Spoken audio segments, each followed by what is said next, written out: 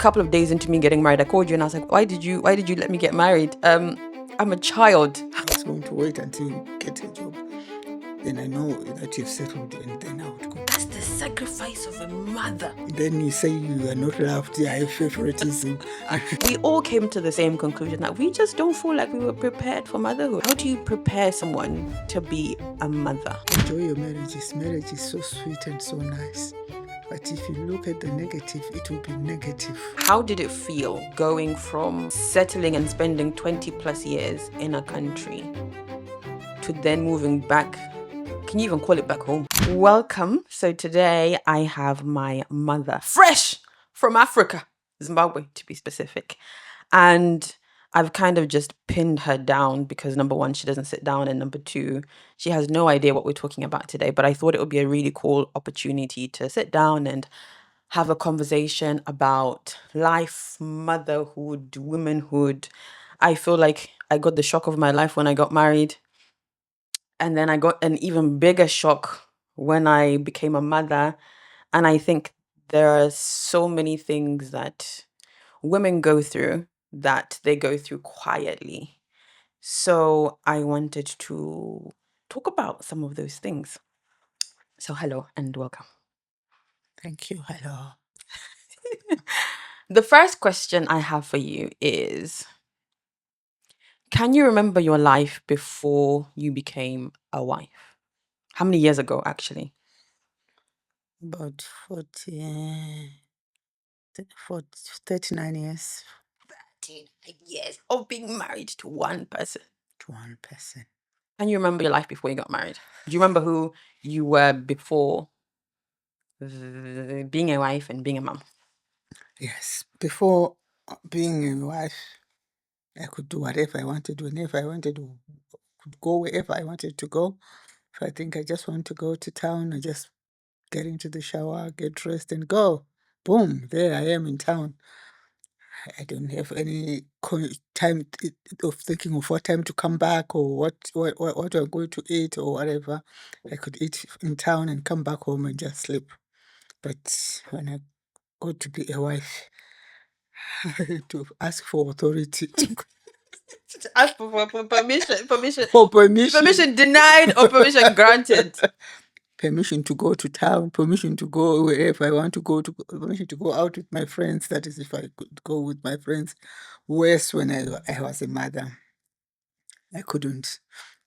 One side is thinking of the children, the child. The other side is thinking of the husband. The other side is thinking of the home. The back side is thinking of work. So I had to juggle all that. But now, give me anything to roll, I'll roll around everything. It's taken about 40 years. No, it hasn't taken 40 years. It's taken what? Less than that. E.g. 2010. I just need to assess myself where I am in the... Mm, Whilst in Africa, it wasn't much of thinking of children or because we had a house help. So it's just the organizing of how we make food or how. But when we came to England, that was where the problem was. So I think it took about 10, 15 years. Mm. But 10 years because we were now in England where there were no housemaids. So he had to juggle work, children, husband, and home life. Why does it feel that being a woman is hard? Because It is. It feels hard. You just said you are juggling all of these, like all of those things, being a wife, being a mother, school uniform is typically women. Everything is typically women have to think about all of these different things whilst also thinking about themselves and progressing in a career that sometimes I feel like men don't have to go through or go through less. So it does feel hard sometimes. Maybe it's just me. Yes, it might be hard, but I think we are wired differently from men. 100%. So we can juggle all those. We can multifaceted. So we can do 101 things at the same time or simultaneously. Men can't do that. So No, they if you can't. can, if you can plan your things well, uh, being a mother is wonderful because you know you have structure. The good thing is you have to have structure in whatever you do. You have to have a timetable. You have to have plan of what you do. Plan ahead what you want to cook. Plan what you are doing the whole week. Time for your homework. Time for leisure. Time for myself, me time. So if you plan your things well, motherhood is not that hard. But if you don't, then like in anything, if all things are haphazard. I have a sister of mine whom I admire so much. I taught her when growing up that in order to have order in a home, you have to put everything at its place all the time. Put it back after use. So I've seen some women when they are baking, they take flour out, butter out, the utensils out, and when they've measured their flour, instead of putting the flour back in the drawer, they leave it on the table. So by the time they finish baking, it's like a bombshell on the table.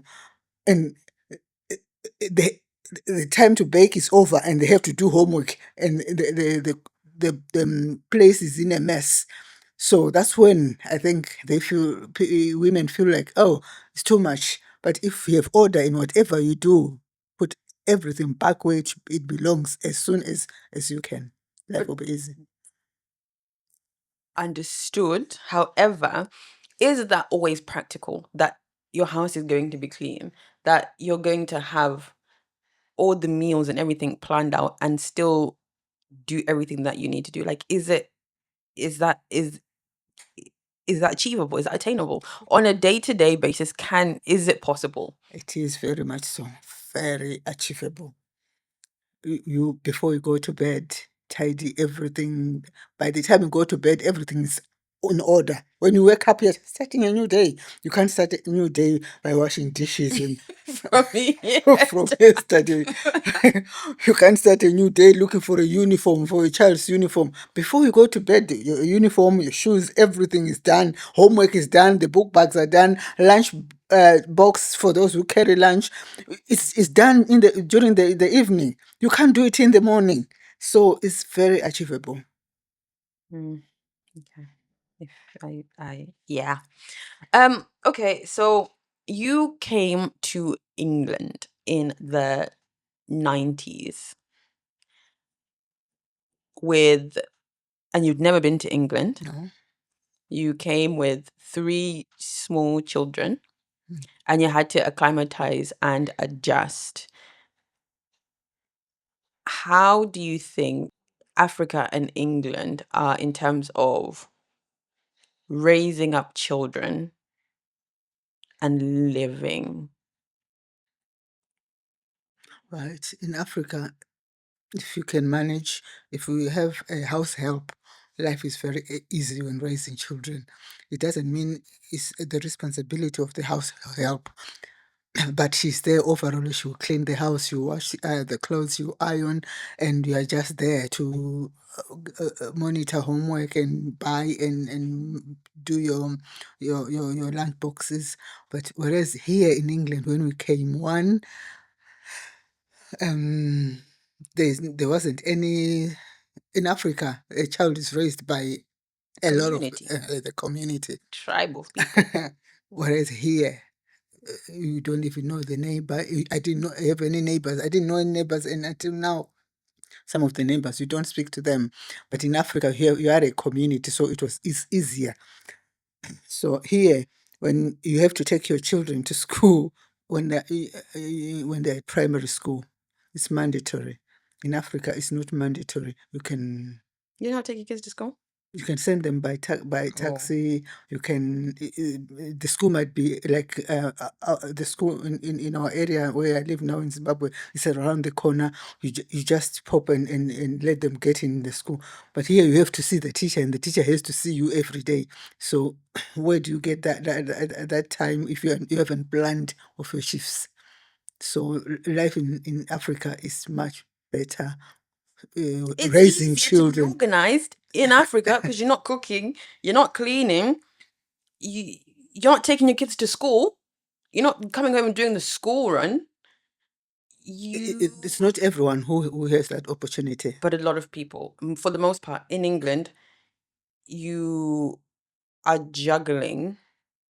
You're the wife, you're the mother, you're the school run taxi, school pickup taxi, you're the cook, you're the cleaner, you're the ironer. You also have to find yourself time in there. I think it's a different way of living Yes, but it took me more than a year to hire a housemaid at home when I went back. because you'd been westernized.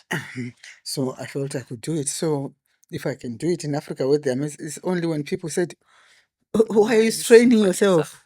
Why are you doing it?" I can easily manage. I can manage. I can manage. I can manage. Maybe because I don't have any small children, but I can manage. I had my grandchildren. We could wake up straight from school, homework. They eat, we do homework, and they go and play. Then they have their shower, then go to bed. In the morning, wake up. I literally made their lunch boxes myself at night. Put up their uniforms ready for tomorrow. Shoes cleaned and at night, in the evening. So when they go to school, they are ready.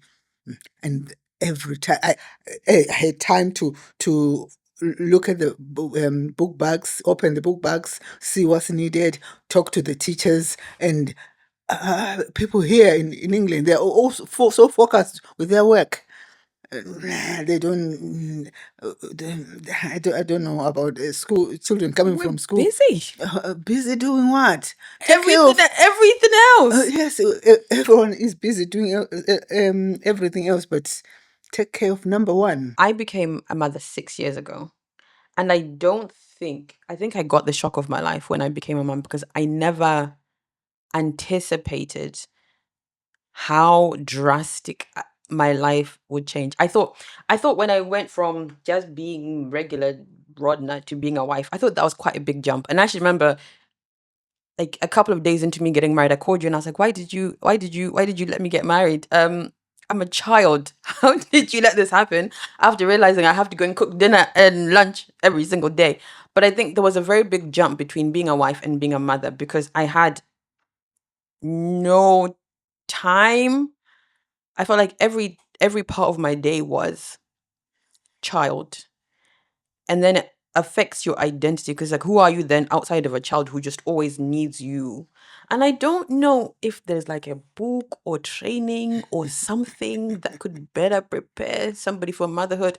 And people have baby what are those baby showers and baby welcomes, but speaking to my fellow friends and sisters, we all came to the same conclusion that we just don't feel like we were prepared for motherhood. How do you prepare someone to be a mother? Well, being a woman has an advantage of being trained to be a mother because you're home all the time with mom. When you're growing up, you see what mom does. You help out. So that's the training generally that we have. There's no formula. There's no format. There's no book. It should Motherhood. be. I think I We should have write one. we have different cultures and different age groups and different generations. So my generation, if they write a book, you would like it. No, So because there's some things I disagree with in your generation. And I don't think, and I actually think to that point, hi, your generation is built different to my generation. We can't do the things that you do. We don't have the bone, the wood or the equipment they used to raise you guys. We don't have it anymore. I cannot it's juggle. because I you can't do it. do not want. No, Because you tell yourself that you it's impossible. because you have taken equal rights on board, and you think, oh, they should do it. Oh, why can't they do? The That is men do it, and slavery. Modern day. but It's impossible. It's not. It's I physically cannot put myself in your shoes and do all the things. I can't do. Me can't do it. I can't do it. I cannot. And I was actually having a conversation with Teddy the other day, and we are saying our mothers are built different. We are not built to be it's because that you choose not to. it's not a choice. It's a hard Because wiring.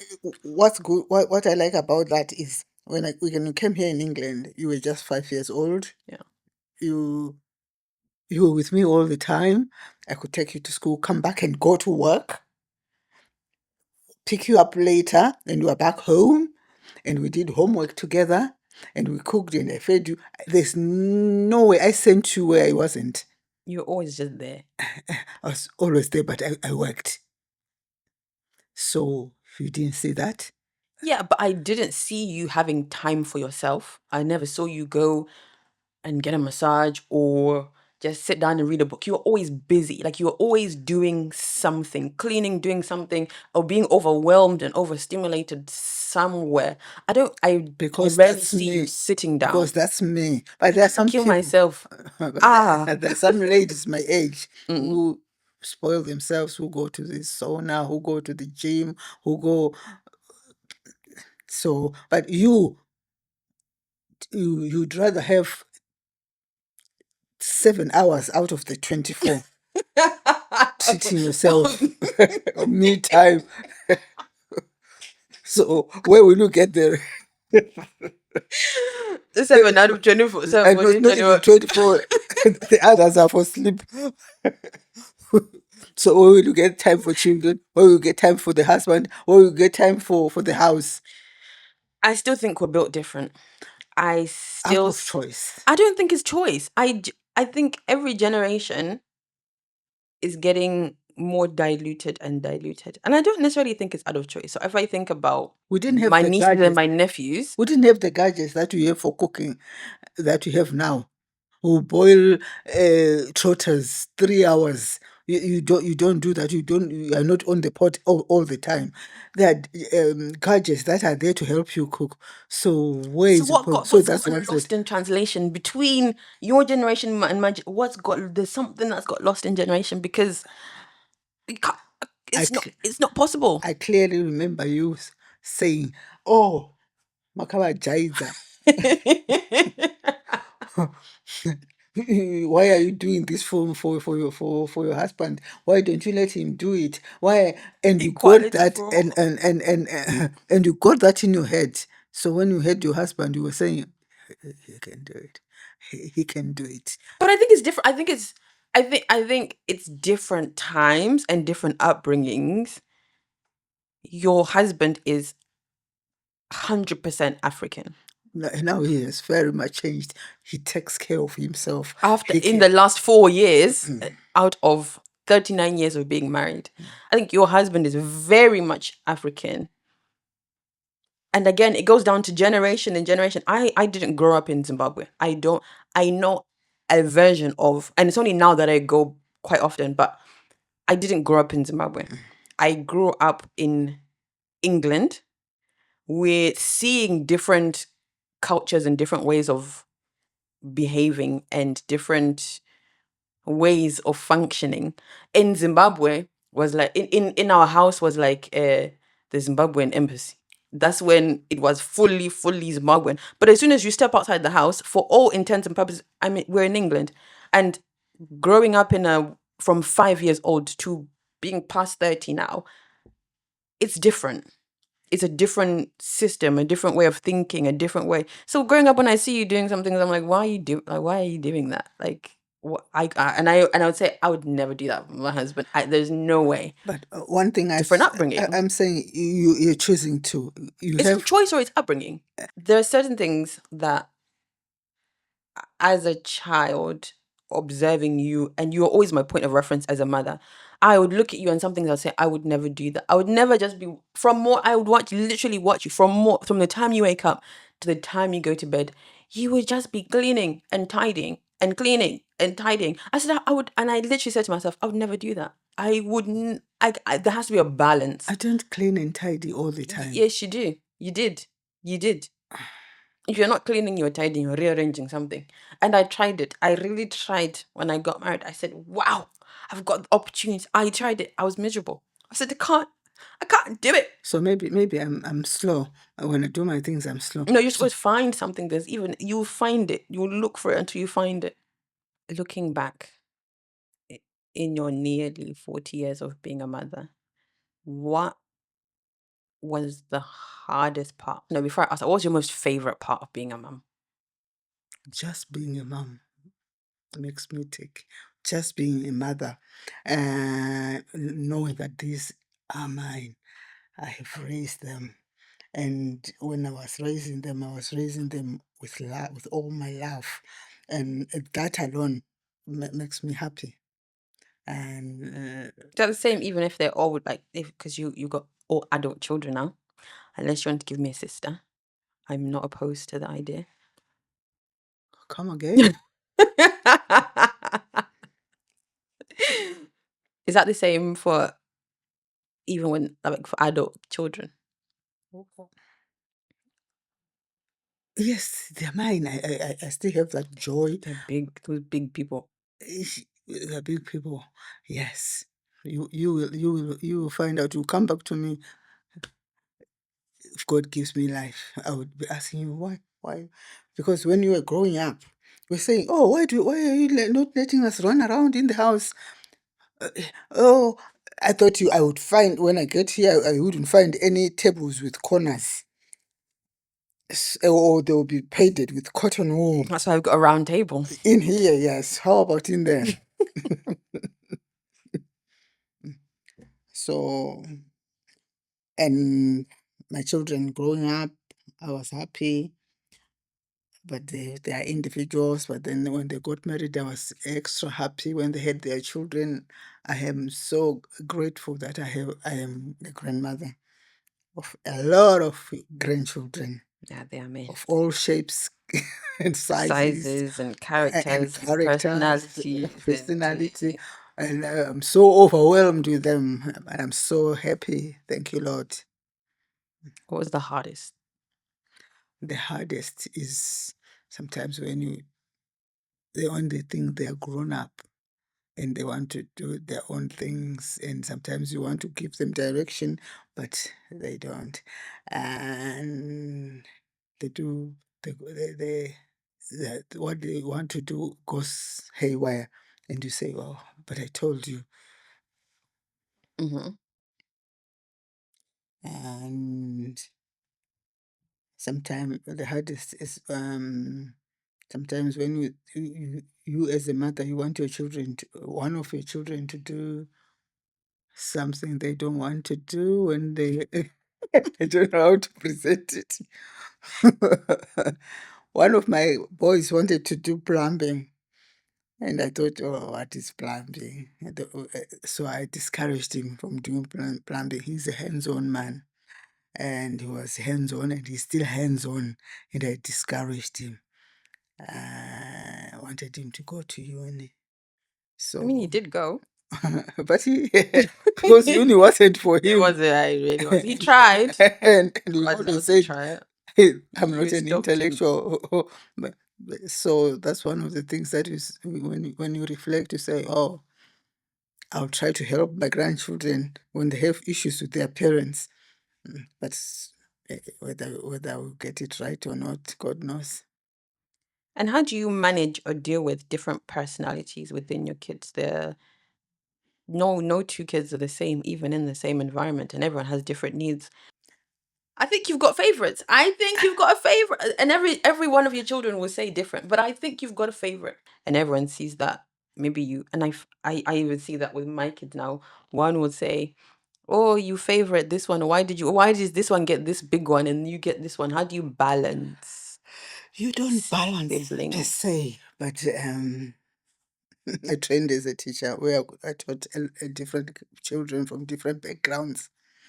And sometimes I would find a parent who comes trying to be showy, saying, "Oh, my child, why did this happen to my child?"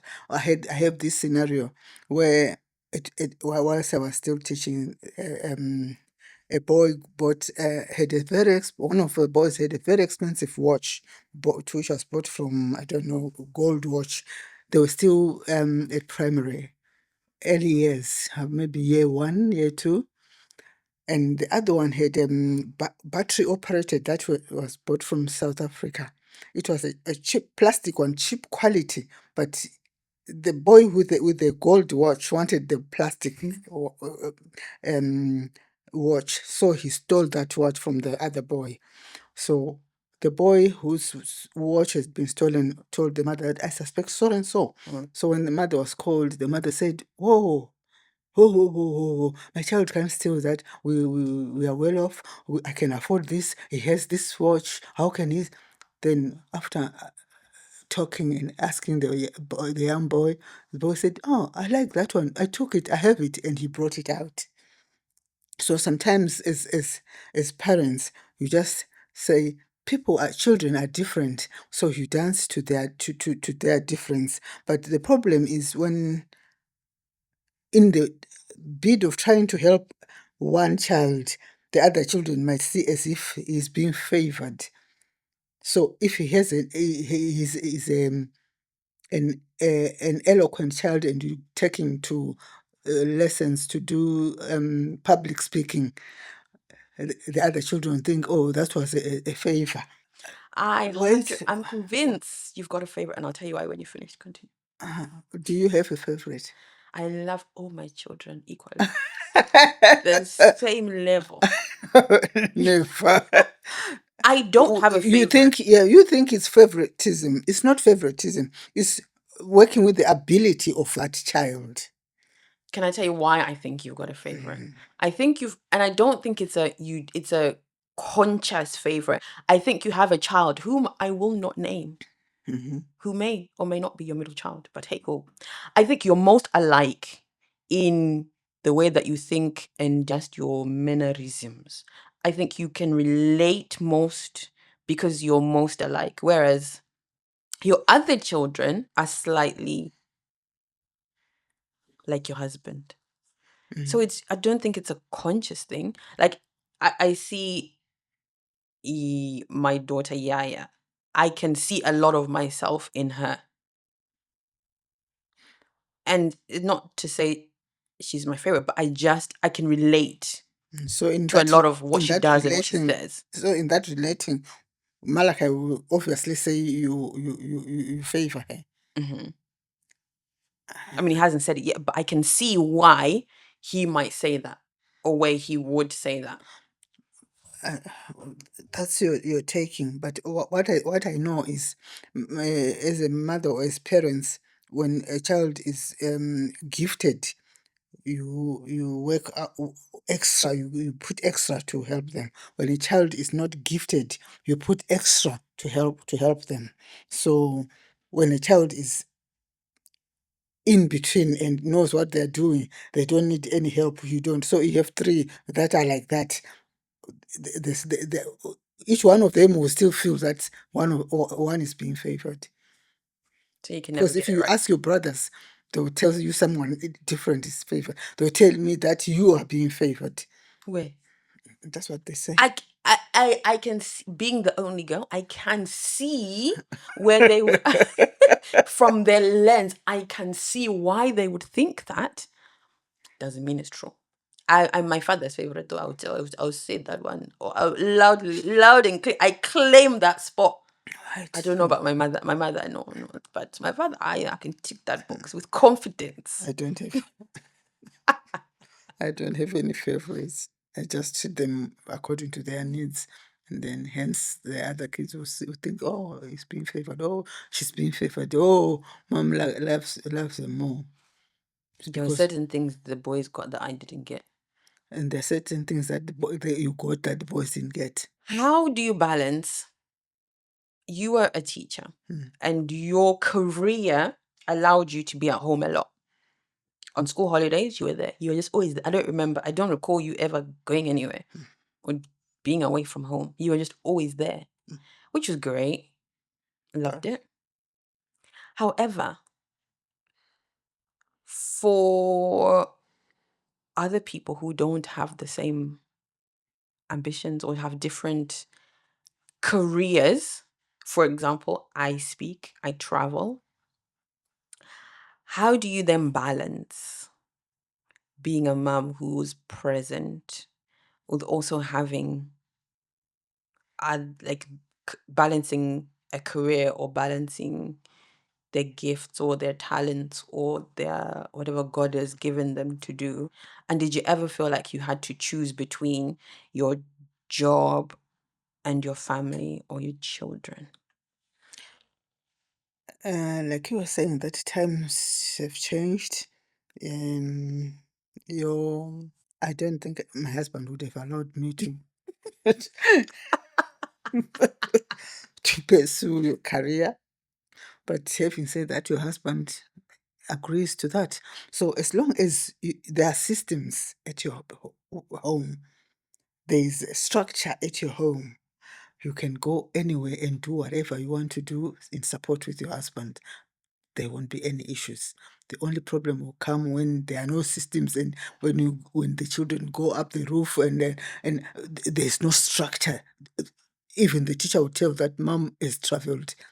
But if everything is just subtle and everything is in sync, there won't be any. You can juggle if you just go for 2-3 days, just for a week, and come back. There's order at home. You work together with your husband, and you are one in everything. Then there won't be any issues. Do you think women can climb the corporate ladder in the way that, or can pursue their career in the way that men can do so? Of course, why not? You think so? You genuinely think so? I genuinely think so. Look at Bia Mashita, she did it. She had a lot of help. She had she had a lot of help. Yes, but the one thing when you want to do that, you also have help. You have your mother-in-law around you. So if you are going to do anything or go away, No, I do have it's help, to be fair. pre-planned. Yeah. It's Yeah, pre she did. She does. She's the real deal. it's pre-planned. It's not that you just say Oh, by the tomorrow way, you're tomorrow I'm going. going. It's pre-planned, so you can plan and you can ask for help. Not necessarily me, but just generally, I have got a Yes, as long pretty good as community. I've seen a lot of young girls, young ladies like you doing careers. If they are working together with their husbands, it's great. What about the people that don't have husbands? They have to look for support system, Mm. support systems. You have to look for support systems and have your sister. You can have an au pair, you can have a nanny, you can have a childminder, you can have a friend. So if you network and work together, it will work well. Rounding out this conversation, you moved to Zimbabwe. You relocated back to Zimbabwe 4 years ago. No, it was more than. It was I've like not 10 years ago. I've not yet relocated. I'm in Okay. the process of relocating. You're in the process of relocating, but some years ago you decided. Actually, no, you had been speaking about. You had an idea that you wanted to go back to Zimbabwe some years ago, and I was at university, and you said when you finish university, I'm gonna go back and start doing my things. I was about between 18 and 21, and then I finished university, and you didn't go. I did. You didn't go. I then did my master's, and you said, when you finish your master's, I'm going to go back and at least I would have trained you up until a certain level, and you didn't go. And then you said, when you get married, I said, Naya, give me pressure. When you get married, I, I'm going to go back. And that was a period of maybe 7 or so years where you had an idea and you wanted to do something, but you didn't do it. You did eventually go back or are in the process of going back. What stopped you from making the decision sooner? Right. In my head, I told myself that I will not leave Rodna with anyone. And I've got a lot of relatives in here in England. That I will not leave Rodna with anyone. I'll only leave her when she's working. She has found she has done her course and is working. I can easily go because she's independent, she's staying on her own, she's done what she's meant to be doing. I won't leave her to be with other people. So that's what happened. So when you finished your masters, you then got married. I Then I literally said finished my master's in September and got married a month later. and I said to myself, Lord, you've answered my prayer. Now she's with somebody. I'm gladly going. That's why I went. I had it in my head, but I wanted to execute it when you had found work. If you had completed your university and didn't find a job, I wasn't going to go. I was going to wait until you get a job. Then I know that you've settled, and then I would go. See, that's the sacrifice of a mother. Then you say you are not loved. I have favoritism. No, I didn't say I was in love. I was very loved. But you do have a favorite. You do. You do. You do have a favorite child. I'll take that one. How did it feel going from settling and spending 20 plus years in a country to then moving back?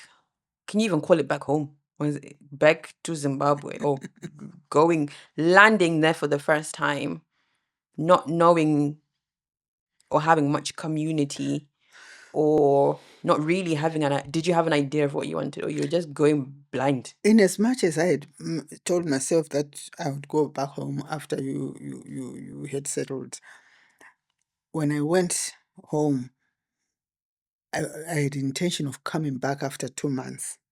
But when I got there, that prompted me to stay longer than I anticipated. I wanted to do it in a phased way. I didn't want to go just that abrupt. If you remember, I had left the grandchildren, they were on holiday when I went. I had left them at my house and they had to come back to my house with no gogo because of this ordeal. So I didn't, it was an abrupt decision. So when I stayed there, then COVID came and helped me to do whatever I was doing. It was hard because I didn't have any friends to relate to, any relatives there, and any people to ask. If I told people that I came from England, I want to relocate, they would say, why are you back? Why should you be back? Well, no one was encouraging me. Everyone was discouraging me, saying, Everyone why? thought you're crazy. You've left your Land of everything. miracle. You've left your home. You've left your grandkids. You've left your husband. You left everything to come somewhere that didn't seem like there was any life there. So on reflection, I think it was God's way of me getting there, because after I stayed, everything started unfolding.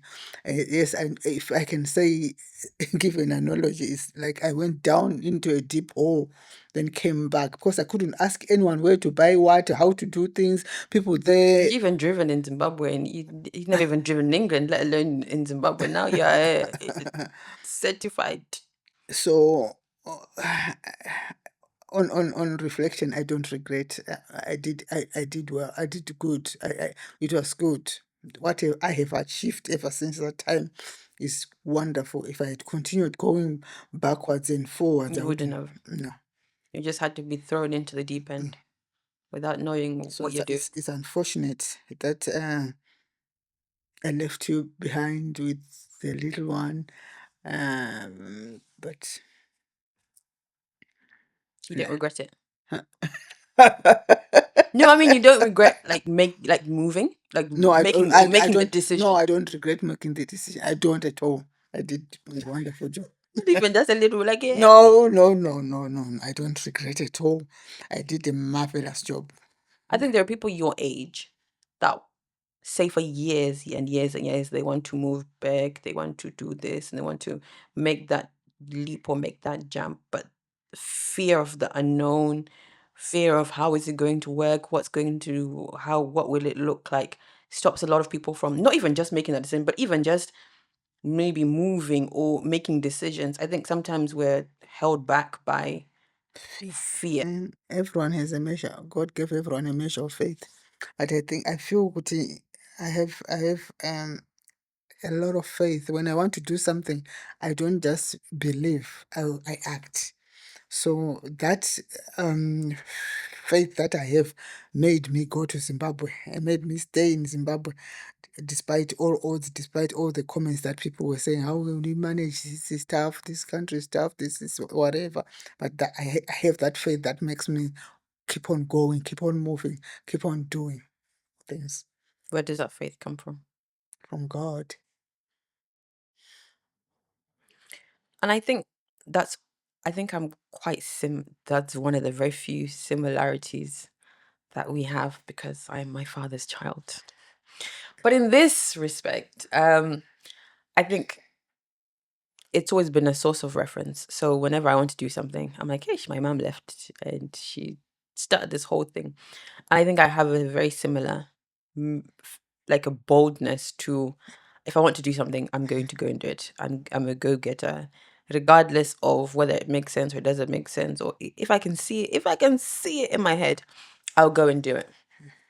So you should be doing that with your households, you young ladies. I told you that there's nothing that you can do. But you pick and choose. You pick and choose what to go get her. Correct. Very correct. What would you tell? The final question. What advice would you give to the women, wives, mothers, young teens, 20s, 30s, 40s, 50s, because you're well into yours, not well into, but you're 60 plus. What advice would you give to women? I don't know where to start because there are different categories. There are women, teenagers who haven't started. There are single moms. There are mothers who are married. And I can't just blanket it, so I don't know what to say. I'll start with them 18 years, 20, 21, 22. Enjoy your life. Do what you have to do first. Do your education, your career, whatever you want. Work. Enjoy your life. Go where you want to go. By saying enjoy your life, I'm not saying go and sleep out with men. I'm saying you spoil yourself. Travel. Do whatever you want to do before you get married. And before you get married, pray to God to forgive you a husband that is yours, and don't go out there and look for other people's husbands and think Get your own. get your own husband. And if you grow together with your husband, it will work well at the end. And ask God, as you pray, ask God to give you a good husband, a husband that is God fearing, not just goes to church. And marry whilst you are mature after having enjoyed, because we don't want to hear you say you never prepared us, you never did this, enjoy, do whatever you want to do. Don't be just a woman who sits at home and waits for the husband to be working for you. Have a career. To the single women, take care of those children and be bold enough to look after your children. There's no one who will look after your children because motherhood, they do fly out of the nest very quick. They will go. Then you can have another chance if you want to remarry or to do whatever you want to do. Look after those souls. We are a steward. You've been given those children as a steward. A steward will take care of what they have been given by God. And to the mothers who have their husbands, enjoy your marriages. Marriage is so sweet and so nice. But if you look at the negative, it will be negative. Be optimistic and things will work well. Work together with your husband. Sing from the same hymn sheet with your husband concerning looking after your children, because they can play you up. Those children are very clever. They can intimidate you. They can scare you. They can do all sorts. Work together with your men, and marriage is very enjoyable if you are positive and optimistic. Enjoy your motherhood. To the grandmothers, To the grandmothers, it is a privilege to be a grandmother. What you didn't do well with your own children, you will rectify. You'll be an advocate for your grandchildren because their parents will be hard and harsh on them, but you will be an advocate for them, and you will, whatever mistakes you made, you try to rectify on those grandchildren. And I know you love them to bits. Continue loving them and directing them and committing them. You have all the time to be praying for those innocent souls. The fathers and mothers are busy chasing money. So if you stay near them, be with them most of the time. Wonderful. Well, thank you. This is the end of the video. Thank you for the wisdom, the nuggets